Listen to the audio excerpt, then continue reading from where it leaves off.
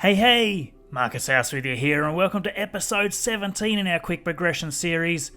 Today we're continuing where we left off from our last episode, and we've got a little surprise hidden in our cargo bay.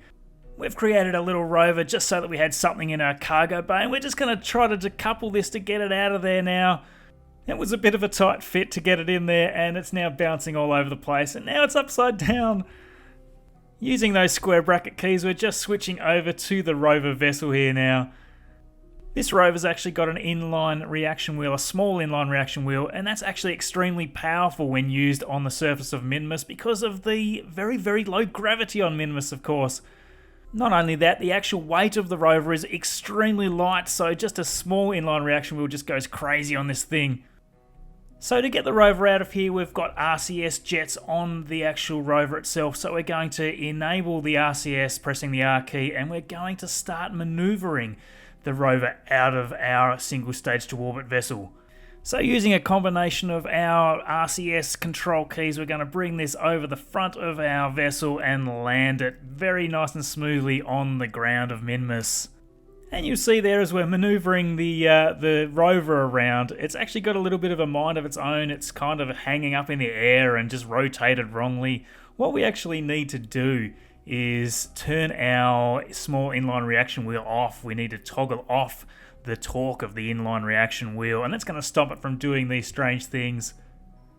So that's now disabled. We've got some control back again. Essentially, we want our little rover to obey the laws of physics where we can. So we're just going to turn off our wheel brakes here as well so that we can start maneuvering and driving the rover around. Now we're just going to switch back to our single stage to orbit craft, and we're going to get our two new scientists to jump out of the craft and come and stand near the rover. Kerbin being the first of the two passengers to step out of the vehicle, and we're going to just turn on the RCS and we're going to just maneuver Valfie down over near to the rover.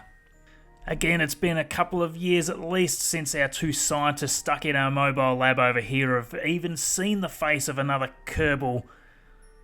So we'll just switch over to our mobile processing lab, and we're going to just see if we can transmit any science that's actually remaining in our mobile processing lab before we do our Kerbal shift change. Of course, Lenina and Kerbin have been up here busily processing science basically ever since episode 10, so they've been up here for a very long time, and there's 127 more science to add to the tally there. So Lenina Kerbin is going to be the first to exit our vessel here. We'll EVA her over to join her new friend on the surface of Minmus near the rover.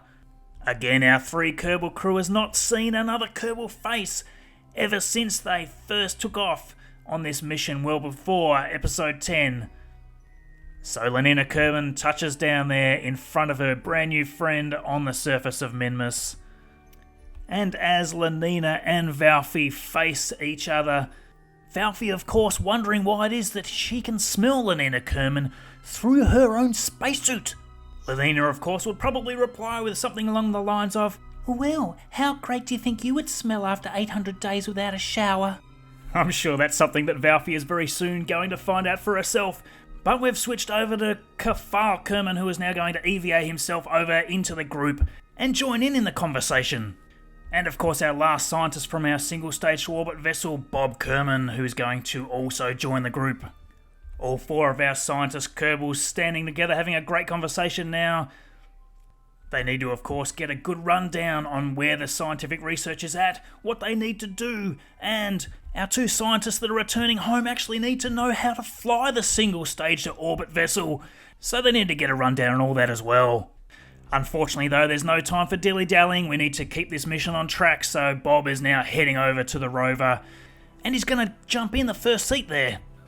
And Valfie as well, we need to trundle over, jump in that second seat of the rover, and get ready to go for a joyride. So for the first time in this series, we're actually in a rover driving around on Minmus.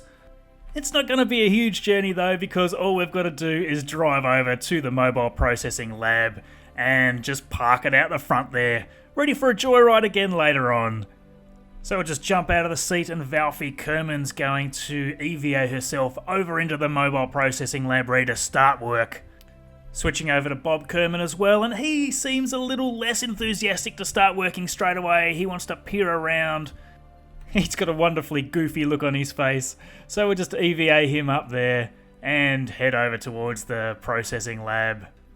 Bob Kerbin just taking a little more time to get used to the jetpack controls, and to just grab and board there. Sadly, Kimlin Kerbin there, our pilot, she needs to stay here. There's no room for her on the return trip, so she's stuck here for quite a while yet. So going to EVA our other two scientists that are in desperate need of a holiday back into our single stage to orbit craft. And of course we've got to get Lenina Kerbin into the single stage to orbit vessel as well. So over we go, and now both of them ready to take off.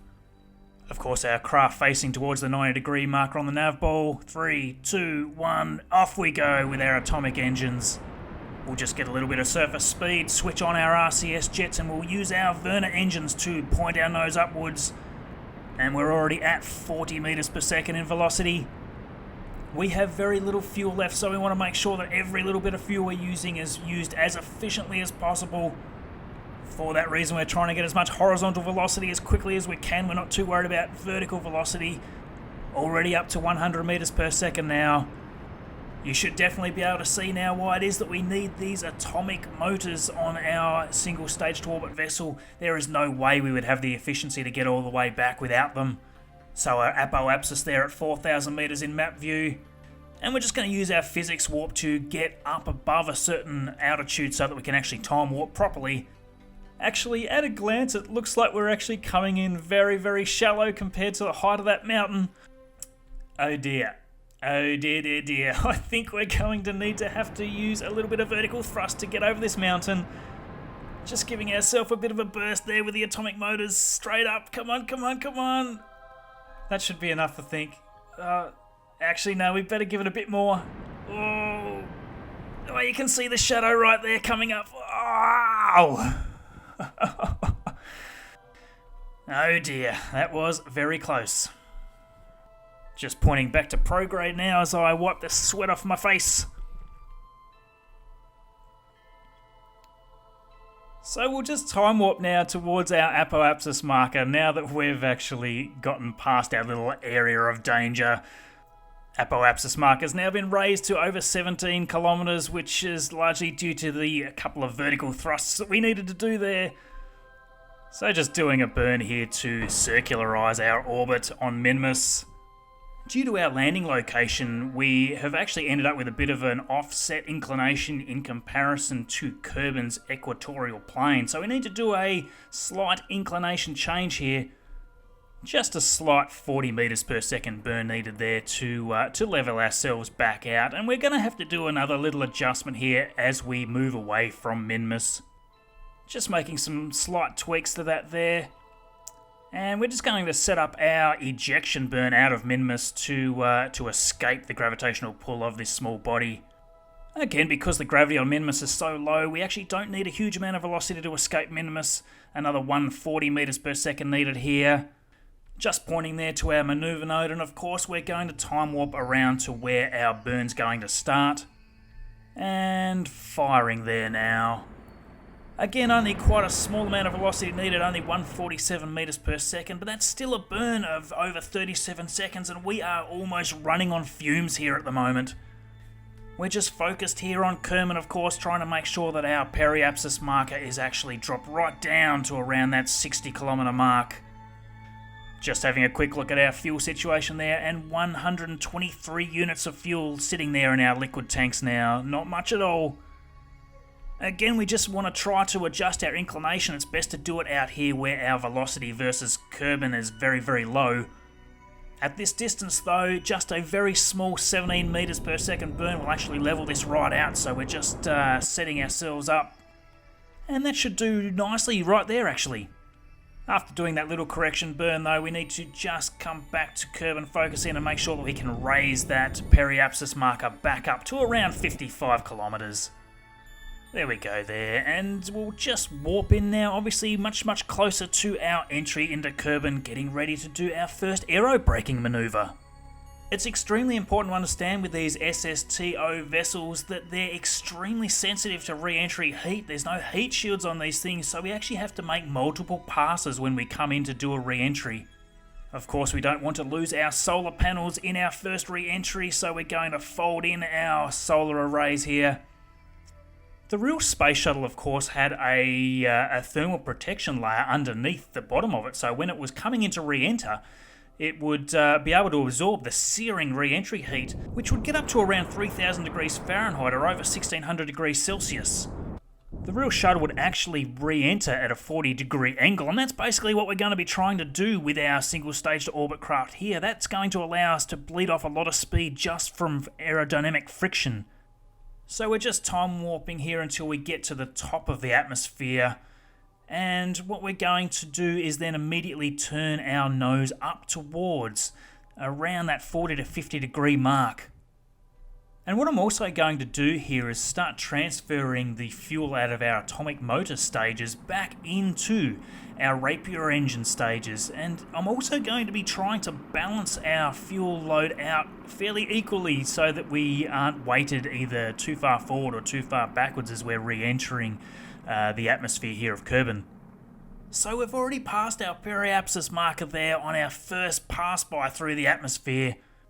That first pass, of course, already wiping off a good few 100 meters per second in velocity from our orbital speed. And just still checking out our different tanks to make sure that I've transferred all the fuel. And now we're just going to disable, or shut down, I should say, our atomic motor rockets. At the same time as well, just making sure that our Rapier engines are set to air breathing mode. Just doing that, of course, because it's very important that when we come back in through the atmosphere that we are actually able to re-fire up our Rapier engines when we need them. Just getting ready to do our second orbit just before we re-enter the atmosphere for a second time. And we need to probably reflect on what actually happened with the Columbia accident with the shuttle back in 2003. The vessel was essentially destroyed on re-entry due to re-entry heat, and this was due to a failure of the thermal protection system, and it was actually dislodged, a little part of it was dislodged when in Ascent a piece of foam debris punctured an RCC panel on the left wing's edge. So you can see here our apoapsis has fallen quite a bit since our first return from Minmus, and we're just re-entering to reduce this even further now, obviously. Again, as we re-enter, we're going to pull our nose upwards towards that 40 to 50 degree mark. And this time around, our periapsis is already down around 50,000 meters. This means we're going to be entering a little bit thicker atmosphere this time around. And of course, that's going to slow us down even faster. So on our third orbit here now, and just re-entering again for the third time. Now you might be wondering to yourself whether you need to make this many passes to actually re-enter with a single stage to orbit vessel. Personally, I've found this to be the only way that you can actually get it back safely, because the MK2 cockpit in particular that we've got here overheats so very easily. So just coming around now for our fourth and final pass through the atmosphere. Now as it happened, I was already lined up just out of pure luck to actually come in over the top of the Kerbal Space Center. If, however, you notice that your final entry is not going to line up and drop you at the right spot, what you may need to do is just pull your periapsis back up out of the atmosphere so that you can do 1 or 2 orbits, or 3 orbits even, until the Kerbal Space Center is in a location where you can re-enter safely. Now this of course can take quite a bit of quick saving and quick loading to get pretty much spot on, and even I've had to do a little bit of that myself to plan this to re-enter correctly. So we're just re-entering here now for the final time. Again, of course, just pointing our nose upwards so that we're pointing towards that 40 to 50 degree mark. Just actually having a little bit of trouble keeping it at that mark, and also trying to keep it stable. Our rotation starting to move backwards and forwards. This is actually quite normal, and you may even need your RCSs on to just help control the vessel as it re-enters. In fact, an improvement on this design might be to actually have a couple of Werner engines on both wings, just to give us that extra little bit of control. So as we come back through the atmosphere for this final time, we just need to make sure that we're trying to keep our nose pointed slightly upwards still. That's just so that our cockpit doesn't explode. Just having our nose pointed up like this as well also allows us to create a little more lift, and that essentially lets us stay up in the higher atmosphere for longer. Just opening up map view there, and you can see that we've got our trajectory lines quite close so that we're going to re-enter right above the Kerbal Space Center. And with the magic of video editing, we're just going to bypass the boring parts as we've just really skimmed across the top of the atmosphere for as long as possible. Now we're actually going to be coming down into the lower atmosphere. Just doing around 1700 meters per second now. Sadly, of course, NASA retired the space shuttle in 2011, and that was after 30 years of flying. Of course, the shuttle did many great things. It launched the Hubble Space Telescope, it repaired the Hubble Space Telescope, and of course it made many launches and took many people to the International Space Station. And many other achievements, of course. So we all miss the shuttle, and essentially the only way for people to get into space currently is by Russia's Soyuz. Hopefully not for long though, with other companies such as SpaceX planning to do manned mission launches very soon. So we're just still fighting the re-entry here, just struggling to keep the craft stable, and as we come in we're trying to use our yaw controls to pull ourselves back over here to the right. We're just a little bit off direction from where we're supposed to be going. You can see there as well that even at 1200 meters per second, our cockpit is still extremely hot, and obviously much faster than this. Re-entering at this lower altitude would mean that our cockpit just would not dissipate heat anywhere near fast enough to keep it intact. So that is why we needed to do so many passes to come in beforehand. So we're slow enough now to pop our landing gear down. 1000 meters per second now. And still fighting with that yaw control to see if we can pull ourselves over there further to the right. We certainly don't have a lot of spare fuel anyway, so I doubt we're going to get all the way to the runway, but we should get hopefully fairly close. We're still in quite a dive here at the moment as well, and we need to slowly start pulling that up. You've got to be really careful here. If you pull up too fast, I find that your vessel will just completely flip over and just break right up if you're not careful. As soon as we have our nose pointed up and we're horizontal again, pointing towards the KSC, we'll fire our Rapier engines back up to give us a bit more of a boost. Our airspeed now only at 200 meters per second, still quite a way out. Obviously we've got virtually no fuel left, so we're trying to glide in as much as possible without actually firing up the engines. We need them just at the last minute if we can get them. So now that we're pointing in the right direction, finally we're going to open up our Rapier engines again and give ourselves a little burst towards the KSC. And we're just going to limp the rest of the way. As soon as our engines are on, of course, it gives us quite a bit more pushing power from behind the vessel, and that makes it all that more stable. We need to actually get our nose up here now, and we'll just set our thrust there up to about halfway, and that's just going to give us a little bit more power. We need to give it a good burst to see if we can make it all the way to the runway. It's not looking real crash hot at the moment though. We don't have a lot of fuel left. I think we're going to be out here in just a few moments. I'm sure looking back there was a number of places I could have improved the efficiency of this mission, but it's close enough to get us all the way here. A few more units of fuel would have been really handy just for this last little bit. We're out of fuel now, of course, so we're just limping in to see how close we can get.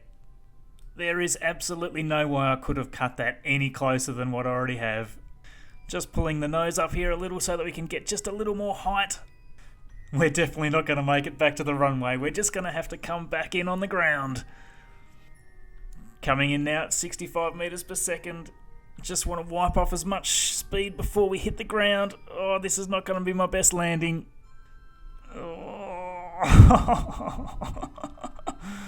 Yep. Best landing ever. So anyway, we're all intact, no parts missing off this vessel. We're going to roll as far as we can. Hopefully we'll make it all the way up onto the runway, we'll see. We'll just time accelerate here and see how close we can get to that runway. Interestingly, I find with Kerbal Space Program that there's virtually no friction whenever you're on the ground. So you can roll for a very long time on a flat surface like this. Will we get there? No. Just off. We'll just recover the vessel there now. That was close enough, I say. So we've picked up a little science there, 33.8 science for returning our first vessel from the surface of Minmus. More importantly though, we've recovered the entire cost of our vessel, over 94,000 in funds, and we've returned our 2 scientists who need a very, very long holiday. And of course we've picked up that milestone there as well, which is of course the same thing, returning from the surface of Minmus. So to just compare the difference between what happens when you return to the runway and what happens if you return, say, to the other side of Kerbin, we've set up a little demo here showing me landing on the opposite side of the planet. And again, pretty rough on the landing. We'll just switch on the brakes there. If we now recover the vessel from this side of Kerbin, you're going to see a huge difference in the return cost of that vessel. So you'll see there, we're only recovering 12.7% of the entire cost of the craft. Now that is an insane reduction, considering it's actually worth over 94,000 in funds. So you really do need to return these things to the KSC, otherwise it's just not even worth doing with an SSTO vessel. In real life, of course, that'd be crazy. It would not cost you 90% of the cost of building the craft to actually get it back to the other side of the world again. So just another little demo here on what happens if you enter too fast. This was actually one of my later landing attempts with the same vessel. And you can see there, just coming in just that little bit too quick, and boom, there we go. It's basically all over. Rest in peace, Kerbal scientist. Although it doesn't matter because we have the ability to quick save and quick load. We can turn back the clock and try it again at any time. So I hope you enjoyed that video. If you have any questions for me, please do whack them down in the comments below. Thank you very much to all those who have subscribed, and for those that haven't yet, please do subscribe to see more. Follow me on Twitter at MarcusHouseGame, and we'll see you in the next video. And we're going to grab 2 of those much larger batteries that we've just unlocked and plonk those in on the inner liquid fuel tanks. Now for the Rapier engines to run efficiently, they need a lot of air intakes to actually work inside the atmosphere, so we need to add 4 of these shot cone intakes on the end of each of our segments.